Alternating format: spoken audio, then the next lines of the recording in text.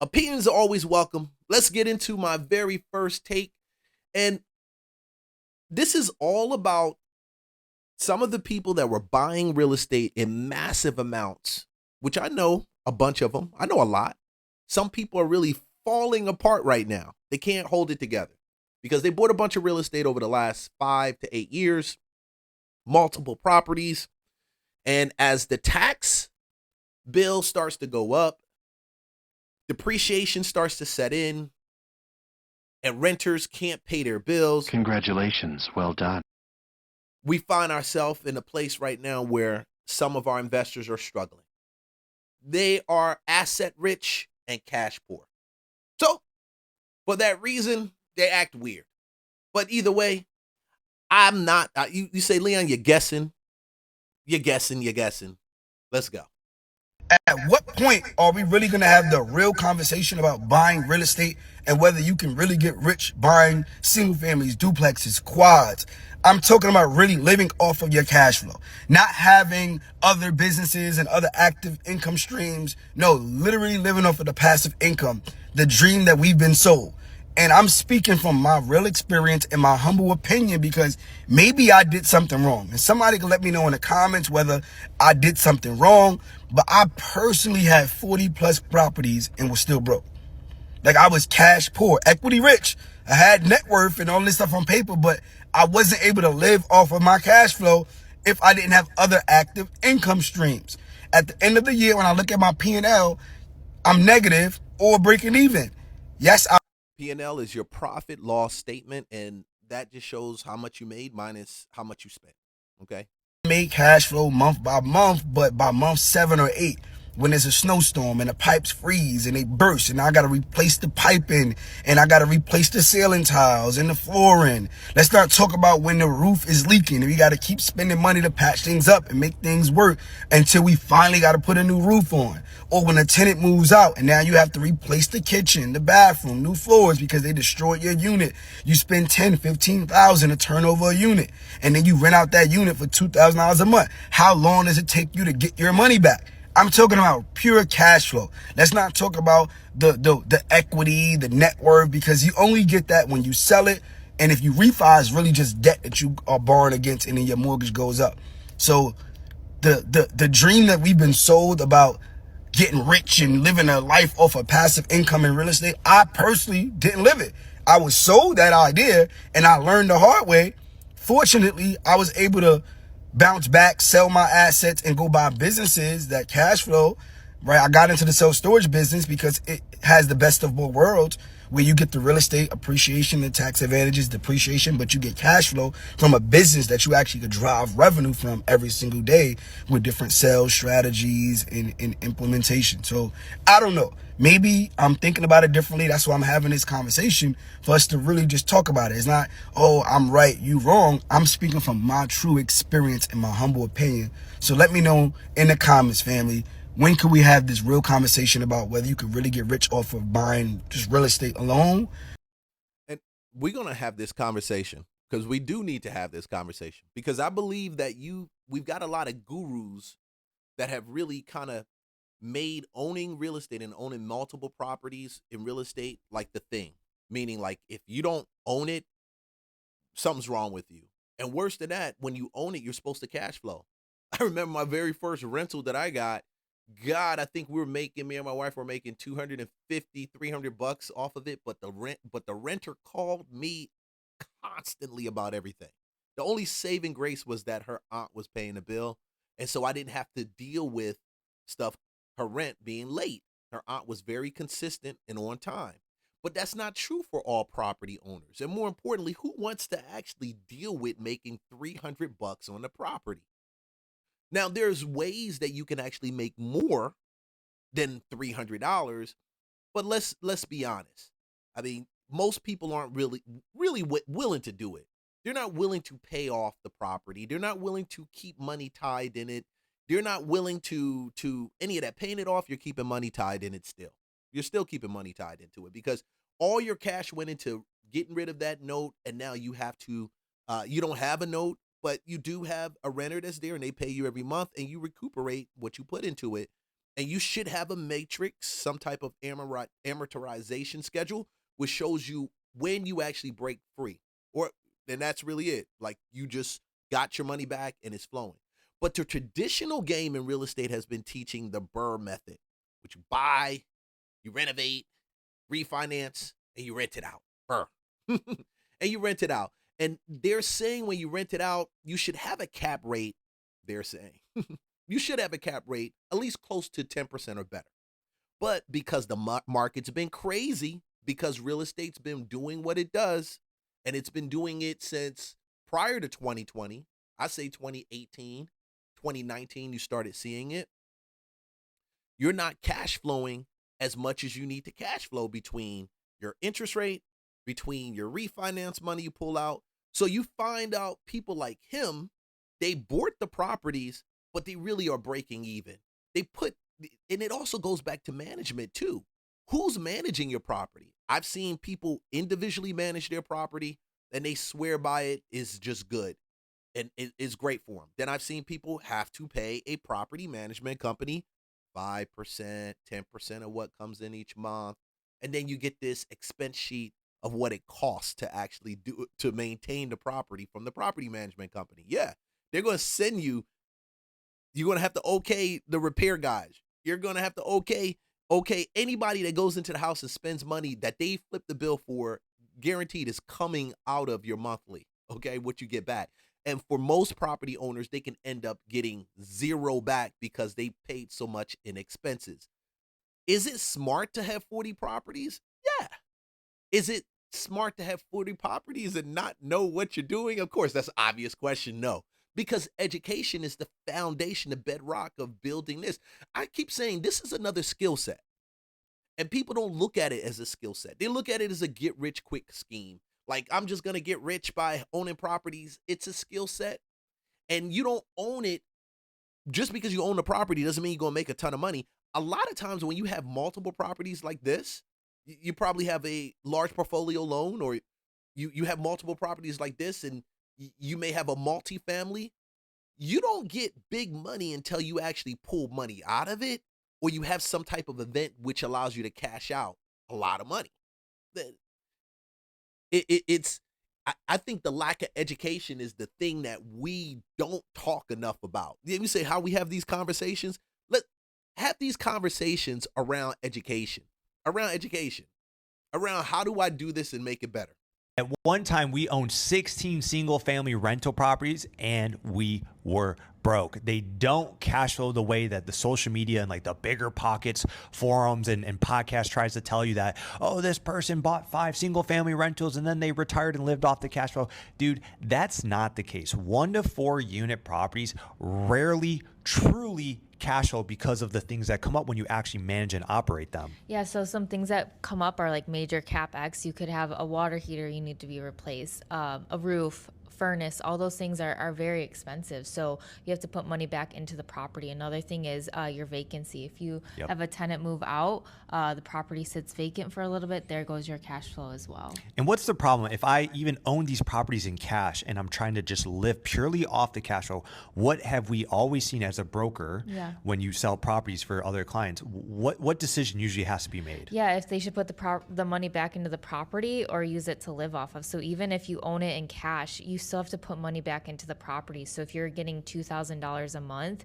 you still have taxes and insurance as well. Yeah, of course. So that's the biggest problem with 1 to 4 units. The most important number in real estate is number of units, because more number of units means you have more sources of income, more protection, more way to cover larger expenses. That's why we units or doors. That's another way to consider it. Doors. You can have a building that has 6 units, 6 doors. Sold all those single family rentals and we did a 1031 exchange into multifamily, more units under one roof, more sources of income, more cash flow. And then we do the BRRRR strategy where we buy it right, force the NOI up to do a cash out refinance, pull out a large payday tax-free.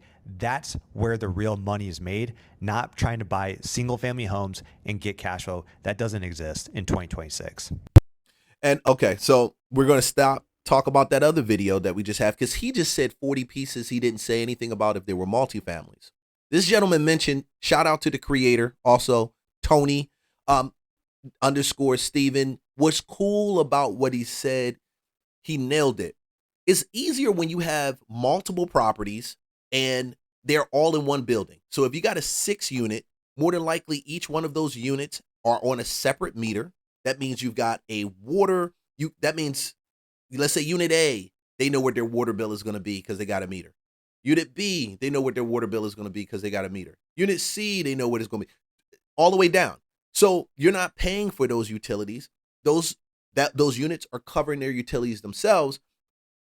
The caveat to this is that the point to this, each unit may have a water heater. That water heater breaks, you're responsible for it. But I look at it like this. If I have a building and I've got 4 units in there, one of the water heaters break, and I know the other 3 are going to go, you can find a deal for 4 units, 4 water heaters. And you can find definitely a plumber that will do all 4 of them at one time. This saves you the cost. So when we look at institutional investors buying right now, and people, that's the big thing. These institutional investors, they have all the properties. Nobody can buy properties. They're actually stretched more than anything. Because if those units if all of them aren't in one neighborhood, they run the risk now. Not run the risk. They've got a repair crew driving from the east side of Atlanta to the west side of Atlanta, north side, south side. Now, granted, most of these companies are smart enough to buy within a zip code or a specific area. But then you do have people that find deals and they have multiple units and they're spread through different places. Single family homes make it very hard for you to leverage your other assets, actually bring in money consistently. It does. It really does. I don't believe it was designed, the single family home rental, I don't believe it was truly designed to buy a house and then rent it out intentionally. I think the situation has to be specific. Has to be certain, like a certain type of situation that makes it a good rental, because not all rentals that are single family are good rentals. That's just my opinion. Let's keep going. Do you know the disadvantages to owning a multifamily rental property over a single family home? Well, let's talk about it. The first set of disadvantages with a multifamily rental property is going to be the maintenance costs. Because you have multiple units, you're going to have multiple systems that you need to maintain and care for. So you'll have multiple sets of appliances, air conditioners, water heaters, electrical systems, plumbing systems, things like that. And then in addition, oftentimes multifamily properties don't have a place for a tenant to store lawn equipment and things. So you'll be responsible for taking care of the outside yard work and stuff like that. And then also sometimes there'll even be like a parking lot if the multifamily unit is big enough that you'll have to maintain. The second set of disadvantages has to do with the tenant. And so in general, the prospects, the people who are going to be renting in a multifamily unit are going to tend to be younger. They're going to tend to have lower income, have a lower credit score, and a shorter rental history. So all that adds up to more risk with respect to the tenant. And then oftentimes as well, we've seen that there tends to be more turnover in multifamily properties than there does in single family homes. So the turnover rate per unit in an individual unit is going to be higher. But overall on the property, the vacancy rate actually is lower, as I said in my earlier video about the advantages of multifamily properties. So take a look at that. And then the third set of disadvantages is really relating to the value of the property itself. Again, in general, it depends on your market and what you're buying and things. The cost of a multifamily property is going to be more, but the appreciation rate on a multifamily property tends to be less than for a single family property. So you won't gain as much appreciation over time, or at least as quick as you would with a single family home. So those are the disadvantages. Again, look at the advantages of multifamily rental properties.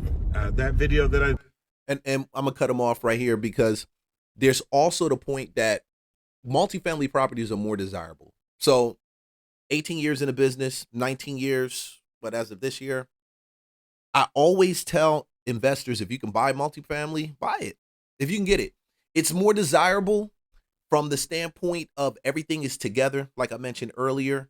And if you can use that to actually gauge a better cap rate, I don't feel like you get good cap rates off of single family homes. People use that, but I feel like that metric is more of a metric for multifamily, commercial types of properties. But that is what some people go by. But if you can get that cap rate north of 10%, you're great. Now, the problem is over the last few years, we've got a lot of investors that have compromised on that rule, which is another thing. If you don't have a rule of thumb or a structure that you go by for your acquisition, you're going to find yourself in an issue down the line. Most of these institutional investors and buyer pools and groups that buy, they typically have what's called a buy box. Okay. Now, also, if you're in the market and you want to find some off-market deals, just check the main description because we do put out off-market list every Friday. Shout out to everybody that's been subscribing to the list. They start going out this weekend, this Friday, and I hope everybody finds something good that they like. Just reach out to your boy. I'll be able to put you with somebody to do it. I don't go out and show property. But we can get those questions answered for you. But either way, if you don't see that, if you can go with a multifamily property and use something like your FHA loan, which is a government-funded loan, you can get up to about 4 units in that multifamily unit with that FHA loan. Okay, so let me explain that. You can use that FHA loan to buy up to a 4-unit building. Okay, and that means that you can live in one of the units and rent the other 3 out. Do your numbers right and you'll cash flow. That cap rate is very, very, very important. And I think a lot of people don't look at it because as your taxes go up, it affects your cap rate. It comes out of your expenses, operating expenses, not operating expenses for maintaining the property. But cap rate is right there. So that's why you want a strong cap rate north of 10% to make your life a whole lot better, bro. Multifamily real estate is not a cash flow game. It's a game of large cash paydays and multiple exits. I own 257 multifamily units. The cash flow is so variable. That boy's doing it. 257 multifamily units. I guess I got to ask the question, does he own it 100% or does he share it with someone else? Tony_Steven, this is another video by you. Shout out to the creator on that. Go check him out. Ask him those questions. I should probably shoot him a text. Because most people who get to about 257 or 200 or 50 sometimes, plus, they typically buy it with a group of others and they own a percentage of it, which is cool. That means you have other people to help leverage the operational expense and things like that. Negative, if it's a partnership, somebody gets anything crazy happens to them, you can find yourself liable for it. I'm not an advocate for things like that, but some people love it. Hey.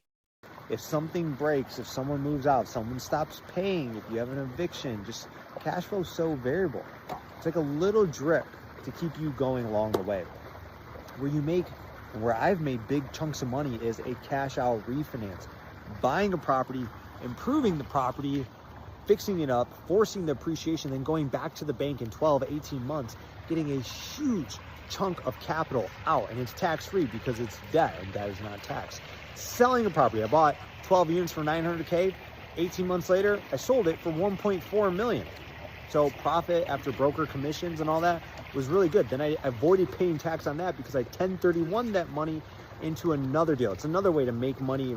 So that 1031 tax exchange just gives you the ability to buy a property that's very similar when you sell that property you have. So if you have a 4-bedroom, a multifamily unit, and let's say you sell that 4 unit in Arizona and you want to buy it in a more cyclical market, something that is not going up, but it's not going down, but it's consistent. I like those blue collar markets like Memphis or sometimes Tampa. Then you're going to find yourself just not having to deal with the tax implications because, and I'm slowing down, y'all. I'm learning how to slow down when I do this because I talk really fast when I put this info out. But you get to take that money and transfer it over to another property, 4 unit in another state, because it's very similar to the one you sold. you want to talk to an attorney that handles tax exchanges for you, a real estate attorney, anyone that can advise you on that. I am not a real estate attorney, just an 18-year broker who's done a lot of this crap or helped people do a lot of stuff like this. So that's something you have to be concerned with when you buy these investment properties. You got to pay tax on it when you sell it. So that gives you the ability to be able to not have a huge tax burden. But I think the negative thing to that is that you don't really get any of that money in hand. So if you got $300,000 you made in profit, I don't believe you get to touch any of that. All of it goes to the new asset you're buying. I may be wrong. If I'm wrong, leave a comment. If you know better than me, it's all good. I give you props. I don't like being the smartest person in the room. Anyway. Real estate, keep growing your money without taxes. So multifamily real estate is a game of long-term appreciation. It's a game of creating big chunks of money that is not taxable. What other business can you create a couple $100,000 of liquidity in your pocket cash and not pay tax on it? Only multifamily real estate. The cash flows, the little drip along the way, but the big paydays, that's what makes it all worthwhile. Yeah.